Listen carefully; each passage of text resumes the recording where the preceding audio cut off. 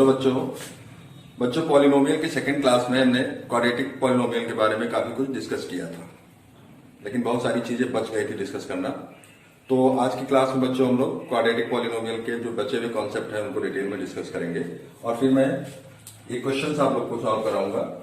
इस क्वेश्चन को मैं पहले एक्सप्लेन कर दे रहा हूँ आपको, और आप लोग चेक कर लीजिए कि आपको ये क्वेश्चन आता है या नहीं आता है। जिन बच्चों को ये क्वेश्चन, जो बच्चे क्वेश्चन सॉल्व कर सकते हैं, इसका मतलब उनका क्वाड्रेटिक पॉलिनोमियल के सारे कॉन्सेप्ट अच्छे से क्लियर है, तो वो चाहे तो इस वीडियो को स्किप कर सकते हैं। क्वेश्चन है the graph of y equal to x square plus B x plus c are given in figure, identify the sign of a b c. Means जो क्वाड्रेटिक पॉलिनोमियल है, जैसा कि प्रीवियस क्लास में मैंने डिस्कस किया था, quadratic polynomial का जो ग्राफ होता है वो पैराबोलिक होता है। These are the shape of parabola. तो ये क्वाड्रेटिक पॉलिनोमियल है तो इनके ग्राफ पैराबोलिक है। पॉलिनोमियल आपको गिवन है, quadratic polynomial A X square plus B x plus C, where A B and C are the coefficients. ठीक है, A is the coefficient of X square, B is the coefficient of X and C is the constant term. You have to find out the sign of a b c. ये a है और ये B है और ये सी, इनके sign बताना है। मीन्स ये नेगेटिव है या पॉजिटिव है। जैसे अगर हम एग्जांपल ले तो क्वाड्रेटिक पॉलिनोमियल में हमारे पास 2x square plus 3x plus 5 भी हो सकता है। सिमिलरली ये -2x square plus 3x plus 5 हो सकता है। यहाँ पे a का साइन पॉजिटिव है, यहाँ पे a का साइन नेगेटिव है। उसी तरीके से अगर हम इसको नेगेटिव कर ले तो यहाँ पे b का साइन पॉजिटिव है और यहाँ पे b का साइन नेगेटिव है। तो इन ग्राफ को देख करके आप लोगों को आइडेंटिफाई करना है कि what is the sign of a B and c according to graph. ठीक है, तो बच्चों इस क्वेश्चन का आंसर आप तभी दे पाओगे, इस क्वेश्चन के आंसर तभी आप कर पाओगे जब आपको क्वाड्रेटिक पॉलिनोमियल के सारे कॉन्सेप्ट अच्छे से पता हो। तो आइए सबसे पहले हम लोग कॉन्सेप्ट को सीखते हैं, फिर इस क्वेश्चन पे आएंगे और इस क्वेश्चन को सॉल्व करेंगे। जो बच्चे इस क्वेश्चन को आंसर कर सकते हैं, इसका मतलब उनका क्वाड्रेटिक पॉलिनोमियल जो हम आगे डिस्कस करने वाले हैं उसके कॉन्सेप्ट अच्छे से पता है, तो वो चाहे तो इस वीडियो को स्किप कर सकते हैं। सो आइए बच्चों, हम लोग जो पॉलिनोमियल का टॉपिक रह गया था उसको भी समझ लेते हैं। बच्चों मेरा नाम है शिव और आप लोग देखना शुरू कर चुके हैं अपना प्यारा चैनल केमिकल्स। सो पॉलिनोमियल में बच्चों हम लोगों ने कल क्वाड्रेटिक पॉलिनोमियल काफी कुछ डिस्कस कर लिया था। क्वाड्रेटिक पॉलिनोमियल अब जो चीजें बच गई हैं थोड़ी बहुत, वो भी आज के वीडियो में मैं क्लियर कर दूंगा। Quadratic polynomial, a polynomial px which is written in the form of ax square plus bx plus c। Quadratic polynomial की डिग्री हमेशा 2 होती है, डिग्री हमेशा 2 होती है। और 2 degree polynomial is called quadratic polynomial. हमेशा याद रखिएगा कि क्वाड्रेटिक पॉलिनोमियल की डिग्री 2 होती है। Here a and b are the coefficients which are any constants and c is the constant term। हमेशा क्वाड्रेटिक पॉलिनोमियल कर्व शेप में मिलता है उसका ग्राफ, और इस कर्व को हम लोग पैराबोला बोलते हैं। प्रीवियस क्लास में मैं इसको डिस्कस कर चुका हूं, तो और डिटेल में जानने के लिए हमारे प्रीवियस वीडियो को देख लीजिए। ठीक है, तो यहाँ पे बताना ये है कि क्वाड्रेटिक पॉलिनोमियल का जो कर्व है वो 2 तरीके का होता है। एक तो ऐसा होता है अपवर्ड ओपन, और एक दूसरा हो सकता है हमारा डाउनवर्ड ओपन। ओके बच्चों, सो अपवर्ड ओपन कब होता है और डाउनवर्ड ओपन कब होता है? That is x axis and that is y axis. Quadratic polynomial में एक्स स्क्वायर का कोफिशिएंट जो हमने यहाँ पे ए लिया है, अपवर्ड ओपन तब होता है when A is greater than 0, और डाउनवर्ड ओपन तब मिलता है जब ए इज लेस देन 0। और इसका जो लोवेस्ट पॉइंट होता है, भाई ये हमारा एक कर्व है, इसमें कोई एक मिनिमम पॉइंट या लोवेस्ट पॉइंट होगा, उस पॉइंट को हम लोग वर्टेक्स बोलते हैं। क्या बोलते हैं? Vertex of the parabola. मैं थोड़ा दूसरा ग्राफ बना करके यहाँ और अच्छे से क्लैरिफाई कर दे रहा हूं। कुछ इस टाइप का होगा, तो यहाँ पे जो लोवेस्ट पॉइंट होगा, दिस लोवेस्ट पॉइंट उसको मैं P मान लेता हूं। So it is called what, vertex of the parabola. और इसके जो कोऑर्डिनेट होते हैं that will always be b/2a and -b/4a, ये याद रखिएगा। फिर a is the coefficient of x square, b is the coefficient of x। तो this lowest point is known as vertex. और यहां पे क्या है, अगर इस टाइप का पैराबोला हो तो यहां पे जो हाईएस्ट पॉइंट होता है वो वर्टेक्स बोला जाता है। ये P है, this is called vertex. Coordinate same रहेंगे, -b/2a and -b/4a। But what is D? D. The value of D is b square minus 4ac। ये ABC क्या है? ये ABC जो हमारा पॉलिनोमियल है उसमें x स्क्वायर और x के कोएफिशिएंट हैं, और ये C क्या है? हमारा कांस्टेंट टर्म है। तो ये ध्यान रखिएगा। आगे चल के आप लोग पढ़ोगे, D को हम लोग डिस्क्रिमिनेंट भी बोलते हैं। जब क्वाड्रेटिक इक्वेशन पढ़ोगे तो वहां पे इसके बारे में पढ़ेंगे हम लोग। सो बच्चे, जो हमारा पॉलिनोमियल है, हम जब इसको फैक्टराइज करेंगे तो या तो इसके दो डिस्टिंक्ट फैक्टर्स होंगे, टू डिस्टिंक्ट फैक्टर्स, या फिर क्या होगा, हमारा एक सिंगल फैक्टर होगा, या इसका कोई फैक्टर नहीं होगा। यही तीनों केसेस अराइज हो सकते हैं यहाँ पे। ठीक है, तो पहला हम ले लेते हैं कि if polynomial having two distinct factor.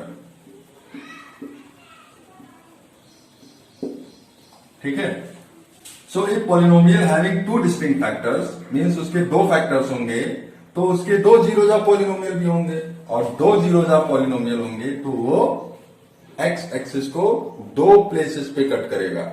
हमने अपने प्रीवियस वीडियो में भी डिस्कस किया है कि किसी पॉलिनोमियल के जितने सोल्यूशन होते हैं, यानी जितने जीरोज ऑफ पॉलिनोमियल होते हैं, वो एक्स एक्सिस को उतने ही प्लेसेस पे कट करता है। तो इसके दो डिस्टिंक्ट फैक्टर्स में, दो डिस्टिंक्ट फैक्टर मीन्स अगर हम लोग उसको जीरो के इक्वल पुट करेंगे तो दो उसके सोल्यूशन होंगे। दो सोल्यूशन मीन्स उसके दो रूट्स होंगे। ठीक है, तो वो एक्स एक्सिस को दो प्लेसेस पे कट करेगा। अगर ग्राफ हम बनाए तो कुछ इस तरीके का आएगा कि ये पॉइंट और ये पॉइंट, ये दो जगह पे कट कर रहा है, ये P है और ये Q है। ठीक है, इस P और इस Q के कोई ना कोई कोऑर्डिनेट होंगे।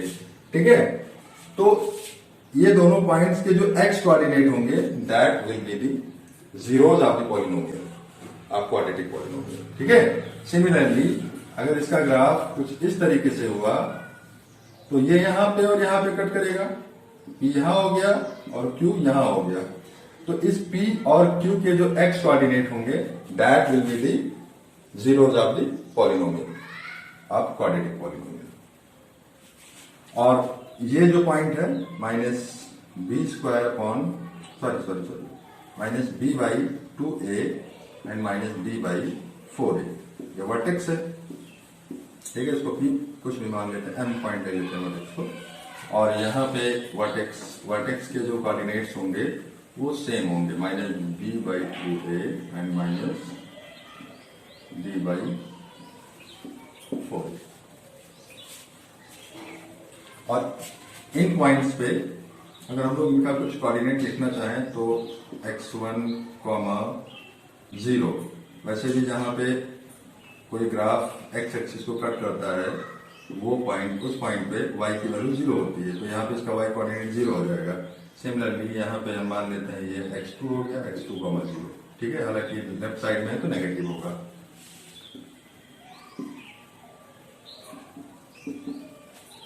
तो अगर हमारा कोई क्वाड्रेटिक पॉलिनोमियल है और उसके दो फैक्टर्स पॉसिबल हैं तो वो एक्स एक्सिस को दो प्लेस पे कट करेगा। अब चलिए अगला केस देखते हैं। और हाँ बच्चों, यहाँ पे एक चीज और ध्यान रखिएगा कि जो D है इसकी वैल्यू कितनी है, b स्क्वायर -4ac। अभी हमने पीछे बताया था, जब उसके दो डिस्टिंक्ट फैक्टर्स होते हैं तो b square -4ac is greater than 0 means जो D मिलेगा यानी value of b square -4ac वो पॉजिटिव होगी।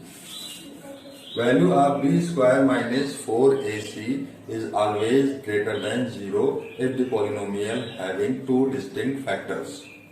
तो तो आप अगर B square minus 4ac find कर लेते हो तो उस पॉलिनोमियल के ग्राफ के बारे में काफी जानकारी आपको पहले से मिल जाती है। ठीक है, कि उसके दो डिस्टिंक्ट फैक्टर हैं या एक फैक्टर है या कोई फैक्टर नहीं है, और उसके अकॉर्डिंगली आप ग्राफ ड्रॉ कर सकते हो। अब चलिए अगला केस देखते हैं और मैं इसको रफ कर रहा हूं। इसमें बच्चों एक चीज और मैं बताना भूल गया था, बता दे रहा हूं, आप लोग इसको भी जान लीजिए कि कोई क्वाड्रेटिक पॉलिनोमियल है अगर, और वो 2 पॉइंट्स पे कट कर रहा है, 2 पॉइंट पे कट कर रहा है, कितने भी पॉइंट पे कट कर रहा हो, ये वर्टेक्स है। वर्टेक्स के अबाउट जो है अगर एक कोई लाइन ड्रॉ की जाए, ये एक्स एक्सिस था और ये वाई एक्सिस थी, एक line parallel to y axis हमने ड्रॉ किया जो इसके वर्टेक्स पी से पास होती है। इस वर्टेक्स के कोऑर्डिनेट है -b/2a and -d/4a। So this line is called axis of the parabola. Axis of the parabola. ये जो हमारी लाइन है ये वाली, इसको हम लोग बोलते हैं एक्सिस ऑफ पैराबोला। और ये पैराबोला इस एक्सिस ऑफ पैराबोला के हमेशा सिमेट्रिकल होता है। सिमेट्रिकल का मतलब होता है कि अगर यहाँ पे हम लोग एक मिरर रख दें, ठीक है, और उस मिरर को ऐसे करें तो मतलब इस पार्ट की मिरर इमेज इधर बन जाएगी, मीन्स आधा इधर आधा इधर। This part is the mirror image of this and this part is the mirror image of this. तो इसको भी आप लोग ध्यान रखिएगा, आगे क्लासेस में इसका बहुत यूज होने वाला है। अब बच्चों हम लोग दूसरा केस डिस्कस करते हैं। दूसरा केस है हमारा when polynomial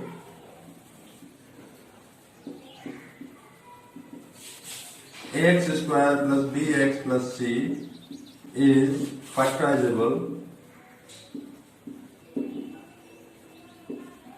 into two equal factors.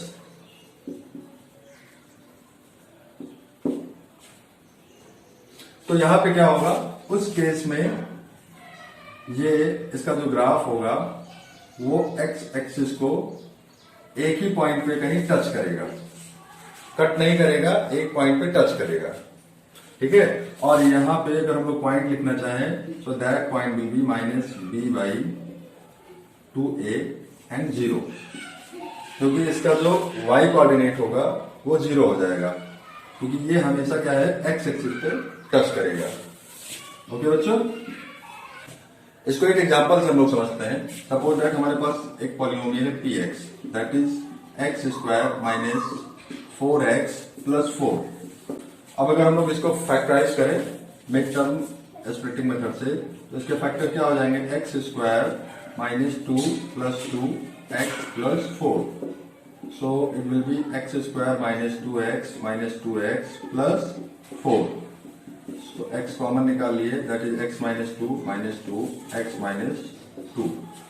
तो इसके फैक्टर होंगे x माइनस 2 और x माइनस 2। अब ध्यान से देखिएगा बच्चों, इसके दो फैक्टर तो हैं बट दोनों फैक्टर क्या है, सेम है। तो इसको हम लोग x माइनस 2 का होल स्क्वायर भी लिख सकते हैं। ठीक है बच्चों, तो बस वही केस है कि जब इसके दो फैक्टर हो बट दोनों फैक्टर सेम हो, तो उसकी कंडीशन क्या होगी भाई, उसके लिए d जो है हमारा, जो हम लोग पीछे बात किए हैं, b स्क्वायर माइनस 4ac, जब दो फैक्टर होते थे तो वो हमेशा ग्रेटर देन 0 होता था, और अब क्या होगा, ये इक्वल टू 0 होगा। Means b square minus 4ac will always B 0 in such condition. तो कभी भी अगर आपको फैक्टराइज करना हो किसी पॉलिनोमियल को, या उसकी प्रॉपर्टीज पता करनी हो, उसका ग्राफ ड्रॉ करना हो, तो पहले से आप b square minus 4ac find कर लीजिए। तो उससे आपको पता चल जाएगा कि वो पॉलिनोमियल का ग्राफ एक्स एक्सिस को एक प्लेस पे कट करेगा या दो प्लेस पे कट करेगा, मीन्स उसके एक फैक्टर होंगे या दो फैक्टर होंगे या कोई फैक्टर ही नहीं होगा। वो भी केस आगे हम लोग डिस्कस करते हैं। अब इसको रफ कर रहे हैं बच्चों, आप चाहो तो नोट कर लीजिए, फिर अगला केस डिस्कस करते हैं। अगला केस है बच्चों, when polynomial px equal to ax square plus bx plus c is not factorisable. तो उसके फैक्टर पॉसिबल ही नहीं है। तो ऐसे केसेस में क्या होगा भाई, जब उसके फैक्टर ही नहीं पॉसिबल है तो वो उसका कोई सोल्यूशन ही नहीं होगा, उसके कोई जीरो या पॉलिनोमियल ही नहीं होंगे, मीन्स उसका कोई रूट्स ही नहीं होगा। तो इसका मतलब ये हुआ कि वो एक्स एक्सिस को किसी भी पॉइंट पे कट ही नहीं करेगा। मीन्स उसका ग्राफ कुछ इस टाइप का होगा। अब देखिए ये एक्स एक्सिस है और ये वाई एक्सिस है, और ये जो हमारा पॉलिनोमियल का ग्राफ है पैराबोला, ये एक्स एक्सिस को कहीं कट ही नहीं कर रहा है। हालांकि कोऑर्डिनेट्स उसके वर्टेक्स के सेम रहेंगे, -b/2a एंड -b/4a, बट ये एक्सिस को कहीं पे कट नहीं करेगा, चाहे वो डाउनवर्ड ओपन पैराबोला हो या अपवर्ड ओपन पैराबोला हो। दोनों केसेस में वो कहीं भी एक्स एक्सिस को कट नहीं करेगा। ठीक है, तो क्या ऐसा पॉसिबल हो सकता है कि कोई क्वाड्रेटिक पॉलिनोमियल हो और उसके फैक्टर ना हो? बिल्कुल पॉसिबल हो सकता है। अभी हम एक एग्जांपल लेते हैं और आपको दिखाते हैं कि ऐसा भी पॉलिनोमियल है जिसके कोई फैक्टर नहीं पॉसिबल है। बच्चों p x equal to x square plus 4, हमने एक ही पॉलिनोमियल ले लिया। अब क्या इसका कोई फैक्टर हो सकता है?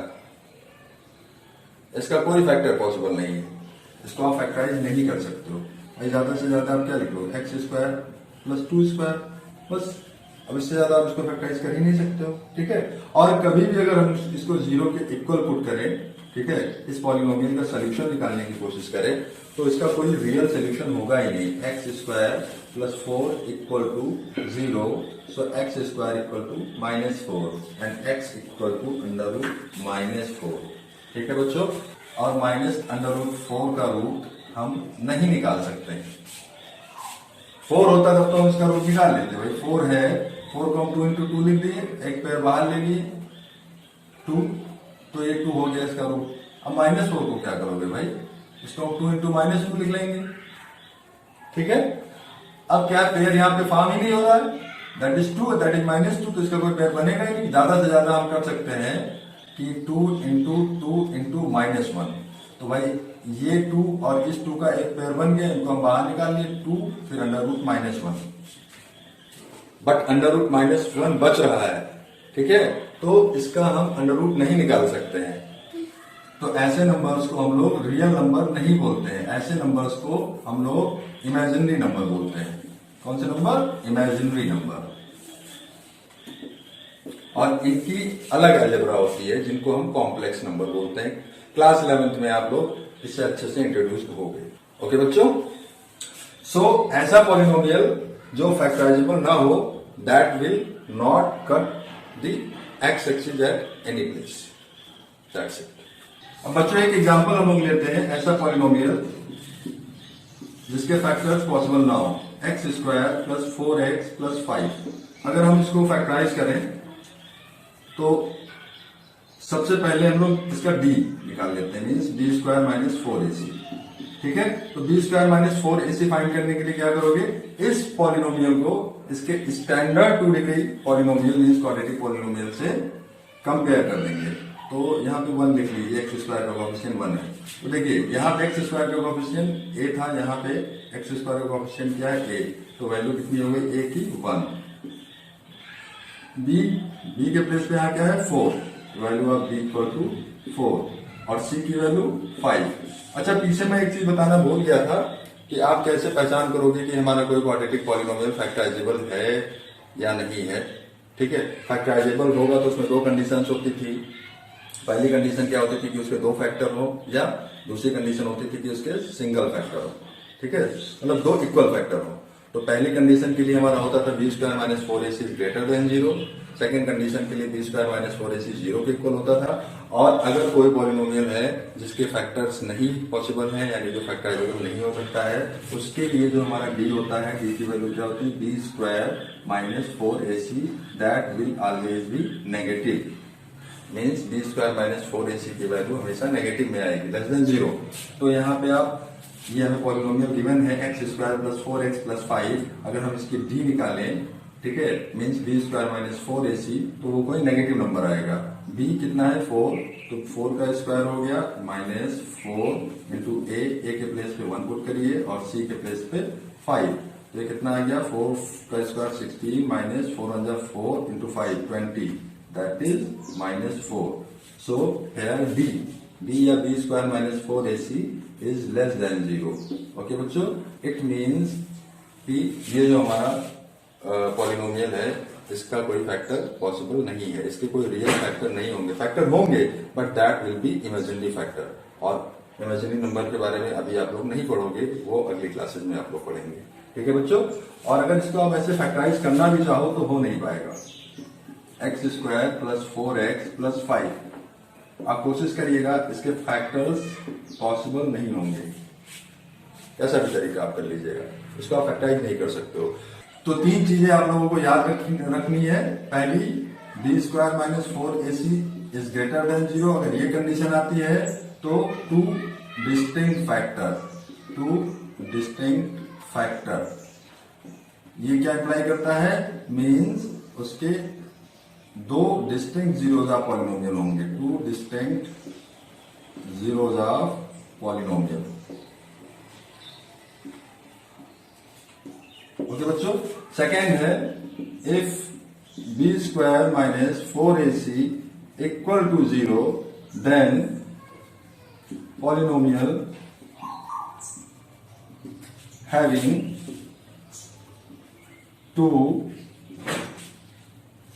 इक्वल फैक्टर्स, मीन्स उसके जो जीरोज ऑफ पॉलिनोमियल होंगे तो 2, but both zeros of polynomial will be same. या आप ऐसे भी कह सकते हो कि a single zeros of polynomial. ठीक है। Third condition is, if b square minus 4ac is less than 0 then no factor means no zeros of polynomial.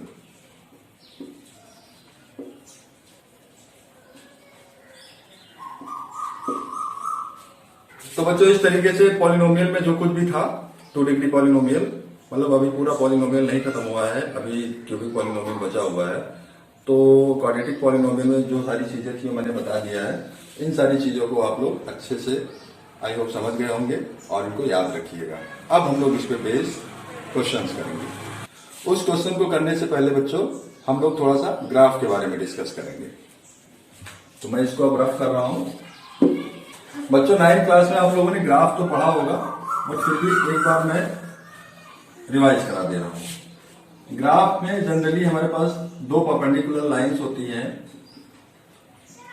Horizontal line is known as x axis, इसको x x dash से लिखते हैं, और vertical line is known as y axis, इसको y y dash से लिखते हैं। This is the positive side of x axis and this is the negative side of x axis, and that is the positive side of y axis and this is the negative side of y axis. तो इस तरीके से हमारे पास 4 plane होते हैं, या इनको हम लोग क्वाड्रेंट भी बोलते हैं। First quadrant, this is second quadrant, this is third quadrant and this is fourth quadrant. ठीक है। हर क्वाड्रेंट का एक अपना अपना साइन होता है। भाई अगर कोई पॉइंट फर्स्ट क्वाड्रेंट में लाई करेगा तो वो इधर जाएगा और इधर जाएगा, तो एक्स और वाई दोनों पॉजिटिव है, तो इस क्वाड्रेंट का साइन प्लस प्लस होगा। सिमिलरली इधर एक्स नेगेटिव है और वाई पॉजिटिव है, तो इसका साइन माइनस प्लस होगा। थर्ड क्वाड्रेंट, इधर एक्स भी नेगेटिव वाई भी नेगेटिव, तो इसका साइन माइनस माइनस होगा। और फोर्थ क्वाड्रेंट, इसमें एक्स पॉजिटिव है और वाई नेगेटिव है, तो इसका साइन प्लस माइनस होगा। जैसे अगर अभी हमें कोई नंबर प्लॉट करना हो 2,4, तो हम क्या करेंगे, 2 स्टेप इधर जाएंगे, 1 2, एक्स पे हमने 2 पॉइंट मूव किया और वाई पे 4 पॉइंट, 1 2 3 4, तो इसके करस्पॉन्डिंगली ये पॉइंट कहीं यहाँ आ जाएगा, तो 2,4 विल लाई है। अगर अभी हमें -2,4 पॉइंट प्लॉट करना होता तो 2 स्टेप हम लोग नेगेटिव एक्स की तरफ जाते हैं, 1,2, ये क्या हो गया, ये -1 या -2, तो नेगेटिव एक्स पे -2, और क्योंकि -2,4 है तो 4 तो यहीं आ जाएगा, तो इसके करस्पॉन्डिंगली कहीं 4 यहां मिलेगा, -2,4। ज्यादा डिटेल में इसलिए इसको नहीं डिस्कस कर रहे हैं क्योंकि 9th में आप लोगों ने पढ़ा होगा, मैं केवल एक बार आप लोगों को रिवाइज करा रहा हूं। ऐसे अगर 2,-4 में प्लॉट करना होता, 2,-4, तो 2 क्या है, प्लस है, तो 2 स्टेप हम एक्स एक्सिस पे गए पॉजिटिव साइड, और 4 नेगेटिव है तो नेगेटिव में चले आए। ठीक है, तो 1 2 3 4, तो वो कहीं यहाँ पे आ जाएगा पॉइंट, तो ये पॉइंट हमारा क्या हो गया, 2,-4। अब देखिए ये plus minus, fourth quadrant plus plus, first quadrant minus plus, तो सेकेंड क्वाड्रेंट। और अब ले लेते हैं -2,-4, उससे प्लॉट करना हो तो क्या करोगे, एक्स में नेगेटिव वाई भी नेगेटिव, तो -2 1 और 2 -2 और 4, -4 कहीं यहाँ आ जाएगा। ठीक है, तो ये हो गया -2,-4। ठीक है बच्चों, तो यही मैं आप लोगों को बताना चाहता था, क्योंकि इसकी अभी आगे हम लोग को जरूरत पड़ने वाली है। जो क्वेश्चंस हमने चूज किया है उसमें इन सारी चीजों की जरूरत पड़ेगी, तो और ये सारी चीजें आपको अच्छे से आनी भी चाहिए। बाकी इसके बारे में डिटेल में जब हम आप लोगों को कोऑर्डिनेट ज्योमेट्री पढ़ाएंगे, एक्चुअली ये मेन वही का टॉपिक है, तो वहीं पे हम लोग डिस्कस करेंगे। अभी ऐसे काम चलाओ बता दिया हूँ, और आई होप आप लोग 9th में भी ये सीखे होंगे। ठीक है, इतनी चीजें तो आपको पता ही होगी। बाकी ये तो पूरी एक ब्रॉड फील्ड है कोऑर्डिनेट ज्योमेट्री की, उसको हम अभी आगे जब कोऑर्डिनेट चैप्टर्स आएंगे कोऑर्डिनेट ज्योमेट्री के, तो उसमें डिस्कस करेंगे। तो अब बच्चों हम लोगों ने सारे कॉन्सेप्ट सीख लिए हैं क्वाड्रेटिक पॉलिनोमियल के, तो अब उस क्वेश्चन को हम लोग चलिए सॉल्व करते हैं। अब बच्चों आप लोग कॉन्सेप्ट क्वाड्रेटिक पॉलिनोमियल का अच्छे से सीख चुके हैं। Now you are able to solve this question. तो आइए पहला क्वेश्चन सॉल्व करते हैं। इस क्वेश्चन का first part, here the graph of ax square plus bx plus c is given. ठीक है, अभी आपने सीखा है कि हमारा जो पैराबोला है that will be downward open if coefficient of X square is negative. तो ये डाउनवर्ड ओपन है, इट मीन्स यहाँ पे a will be negative, means coefficient of X square will be negative, means a का sign हमको पता चल चुका। a इस ग्राफ के लिए एक्स स्क्वायर का कोफिशिएंट क्या होगा, वो नेगेटिव होगा। नेगेटिव में वो -2 -3 -4 -1 कुछ भी हो सकता है। ठीक है, तो इतनी जानकारी तो हमें हो ही गई कि एक्स स्क्वायर का कोफिशिएंट नेगेटिव होगा। अब एक्स का कोफिशिएंट यानी बी के बारे में हम लोग पता करते हैं। भाई आपको पता है कि वर्टेक्स का जो कोऑर्डिनेट होता है that is -b/2a and -d/4a, ये होता है।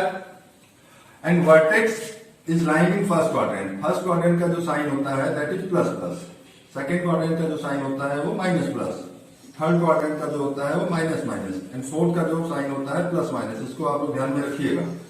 तो यहाँ पे जो हमारा वर्टेक्स है that is lying in first quadrant, it means -b/2a positive होगा, क्योंकि फर्स्ट क्वाड्रेंट में जो एब्सिसा होता है वो पॉजिटिव होता है, मीन्स ये भी पॉजिटिव ये भी positive. Positive means greater than 0, ये इक्वलिटी होती है। क्लास 11th में आप इसके बारे में अच्छे से पढ़ोगे। तो -b/2a is greater than 0, greater than 0 means positive and less than 0 means negative. तो अब यहाँ पे ध्यान दीजिए बच्चों कि -b/2a इज ग्रेटर देन 0, और यहाँ हम ऑलरेडी पता कर चुके हैं कि a इज नेगेटिव। तो ये जो a नेगेटिव है तो 2a भी हमारा नेगेटिव होगा, तो -b/2a कोई नेगेटिव आएगा, कोई नेगेटिव वैल्यू आएगी, कोई भी नेगेटिव वैल्यू आएगी, इज ग्रेटर देन 0। सो ये माइनस माइनस कैंसिल हो गया, तो b हमको क्या मिल गया, b इज ग्रेटर देन 0, यानी b भी हमको पॉजिटिव मिल गया। मीन्स इस ग्राफ के लिए coefficient of X square will be positive and coefficient of x will also be positive. अब आते हैं c पे, इसको मैं रफ कर दे रहा हूं ताकि थोड़ा स्पेस हो जाए। यहां ये ध्यान रखिएगा कि a हमें जो मिला है वो लेस देन 0 है और b जो है वो ग्रेटर देन 0 है। अब बच्चों यहां पे इस पॉइंट p को कंसीडर करिए। At point p the value of x will be 0। जिस पॉइंट पे कोई ग्राफ y एक्सिस को कट करता है उस पॉइंट पे x की वैल्यू 0 होती है, मीन्स एब्सिसा की वैल्यू 0 होती है। तो ये ग्राफ जो है y एक्सिस को इस पॉइंट पे कट कर रहा है, तो यहाँ पे जो एब्सिसा होगा यानी x की वैल्यू 0 होगी और y की यहाँ पे कोई वैल्यू होगी, जो भी हो। ठीक है, उसी तरीके से ग्राफ x एक्सिस को जहां पे कट करता है वहां पे y की वैल्यू 0 होती है, यहाँ पे y की वैल्यू 0 होगी और x की कोई वैल्यू होगी, मान लेते हैं x1 है। ठीक है, तो इसी कॉन्सेप्ट को हम लोग यहाँ पे यूज करेंगे। यहाँ पे क्या होगा, अगर इस पॉइंट के कोऑर्डिनेट हमें फाइंड करने हैं तो हमको x की वैल्यू 0 पता है और x की ये वैल्यू आप इसके इक्वेशन में पुट कर दीजिए। ठीक है, तो उसके करस्पॉन्डिंगली y की वैल्यू हमें मिल जाएगी। So put x equal to 0 in the equation of this graph. So y equal to ax square plus bx plus c, ये ग्राफ की इक्वेशन थी। Put here value of x that is 0। So x की वैल्यू आप 0 put कर दोगे तो a into 0 plus b into 0 plus c। So y will be equal to c। तो जो c आया, c की value c is equal to y, and आपको पता है बच्चों ये y का पॉजिटिव साइड है। ऊपर y पॉजिटिव होता है और नीचे नेगेटिव होता है, ठीक है। तो c equal to y and y is positive here, so c will also be positive, ठीक है बच्चों। तो इस तरीके से हमें a, b और c इसके तीनों कोएफिशिएंट का साइन पता चल गया, यही हमें पता करना था।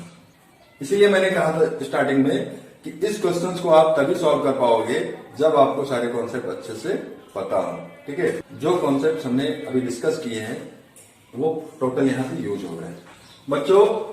First and second part are similar.